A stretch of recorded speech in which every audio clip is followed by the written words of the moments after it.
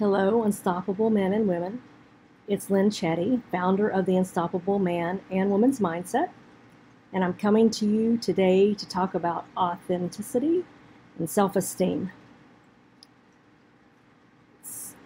There are a lot of people who mention different kinds of things that are going on for them.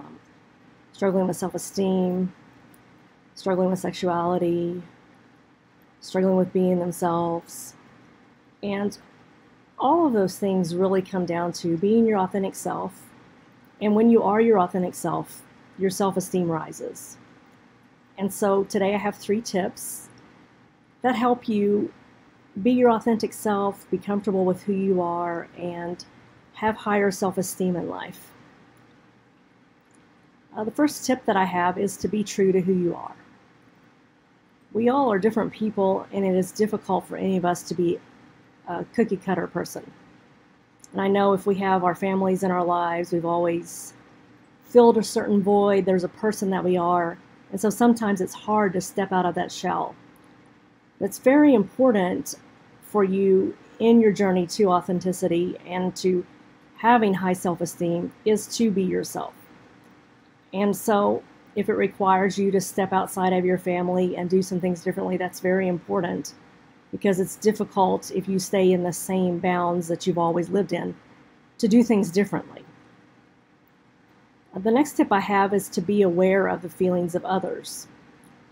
There's nothing worse in your journey for self-esteem than to do whatever it is that you want to do without recognizing how it affects other people. And I'm not saying if you're being true to yourself and people don't like who you are, that means you have to stop being who you are so they can be okay. But recognize if it's triggering, if it's something that bothers them enough that you need to step away a little more, or if you're having behaviors that harm other people, you definitely need to stop and get a handle on that. It's just impossible to be in a position where you don't recognize the needs and feelings of others and you're trying to be authentic.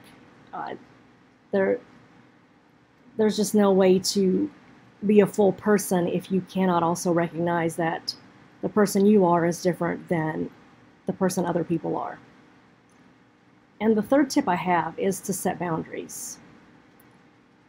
It's really hard a lot of times for those of us who were never taught how to set boundaries. It's not something we saw other people do, or we feel that our family members are dwindled enough and pleasing our family is very important.